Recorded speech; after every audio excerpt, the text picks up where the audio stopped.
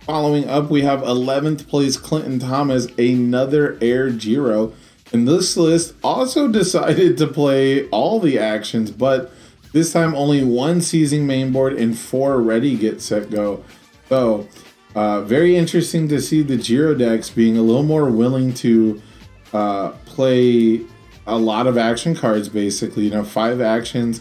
That's really on the cusp of where people get comfortable. A lot of people want to run the ready, get, set, go for going second, the seizing for going first, but seizing does become a foundation. So very, very cool stuff to see there. Clinton was at the 11th seed, so kind of like Mike Hardiman probably thought that once we get to the deeper parts of the tournament, and because we don't really have, Clinton's not sideboarding any other characters, no Ragdoll, no Toru 2, nothing like that. So once we get to the deeper parts of the tournament, this is going to be, a place where we're going second a lot, probably. So I imagine that was on his mind when doing that deck build.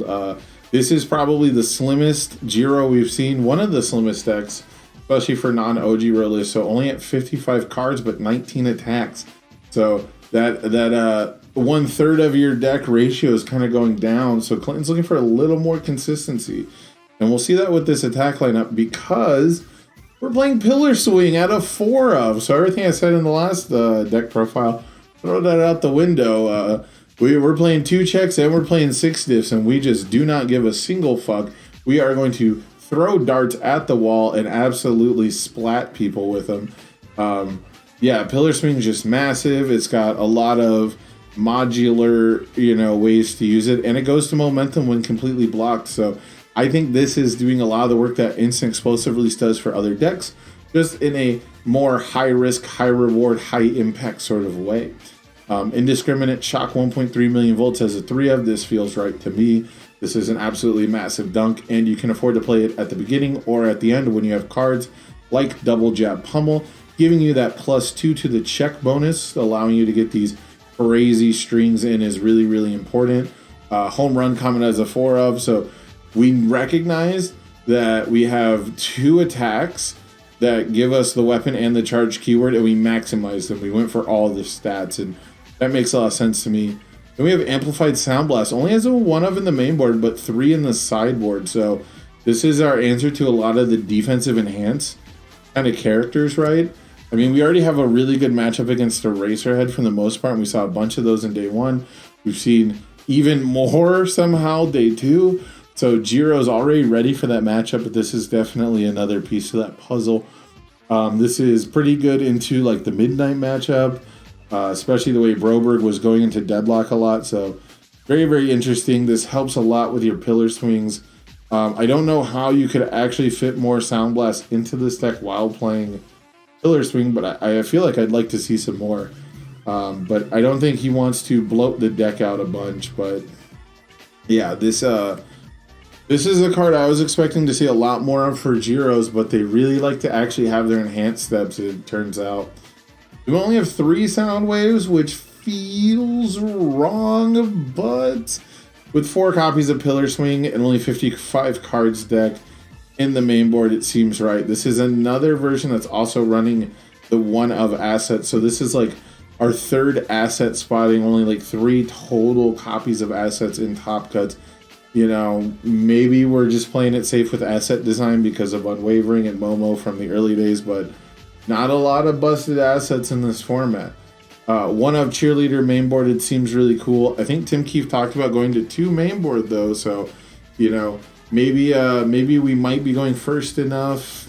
Maybe we're not super afraid, but we don't want to spend our momentum defensively, but when we absolutely have to, this card comes in clutch. So I'd like to see a little more of these be mainboarded, but I'd also like to see turn 3 more often, and that's probably why this is only a 1 of. Only 3 Specialists of Sound. We had to make some cuts to the deck to get it down to 55 cards. Having 3 of your best defensive pieces is fine with me. Latent Skill is a 3 of to keep the pressure up. 2 of Successful Results is super, super interesting. Just saying that we really, really, really want to have more ready foundations, but only 1 Small and Limber. Because we're not running Feeling Cute. We don't have a ton of ways to activate this, right? The only way to really ready this is Home Run Comet, and a lot of times The foundation I end up adding to my momentum is Small and Limber, because it's the only one committed, because Jiro does such a good job at looking at her checks and passing them that you don't need to ready these cards that much. Destined for Mainstream goes a long ways to that. We're playing all 4 6 checks here. You know how I feel about these 6 checks. I feel like one of these could be a character card with a +0 mid block, but there might also just be that many Ojiros running around playing the punch package that maybe I'm wrong. Maybe this is a legitimate defensive piece in this format. So that would be something to consider, especially if we're going to go up to 4 of. But checking 6s when you're playing pillar swings, that makes a lot of sense to me. 4 basic training is the correct number. 4 release is actually the correct number.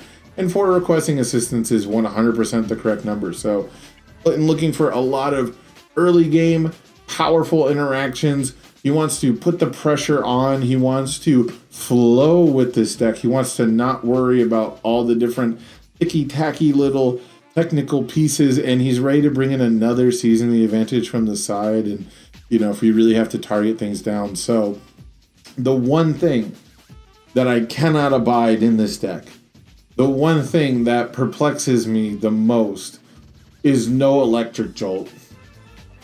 And that's telling me that Clinton Thomas was so committed to OTKing people. He was so interested in a singular attack turn. He was not down for the poke and get momentum play that the average Jiro relies on to win. That we do not have Electric Jolt anywhere in this deck list. It blows my mind. It actually blows my mind that this man said, I do not get paid by the hour. I am not here to hang out. This card is not going to go to my momentum so I can use it later. I am absolutely trying to trash you in a singular attack swing turn. So that is absolutely one of the things you can choose to do with Jiro. Pillar swing is pretty good at netting a fast momentum when you make it a big enough threat. So very, very interesting to have no jolt to me, but we're so much all in on abusing our really strong spams, and we're so in on having these giant, massive 6 diff stun 2 attacks that are coming at you for like 9, 10. You know, it's 9 damage minimum basically, right? Like, I guess I can see it, but I'd have to assume that the win rate of this deck goes up if you find a place for like 2 Electric Jolt. Just 2 Electric Jolt. Come on, man. I don't know. Anyways, Clinton Thomas is one of the best aggro players I've ever met.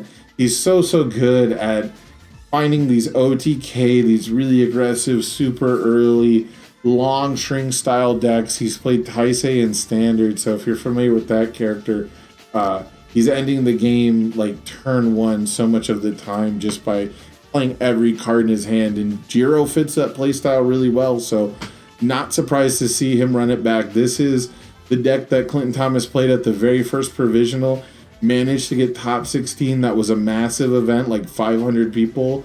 Not surprised to see him doing well with Jiro here, so congratulations to 11th place. I know you couldn't make it to as many events as you wanted to in this first year, so I hope to see you at many more events, and I hope to see you crashing more marriage proposals in the future, bud.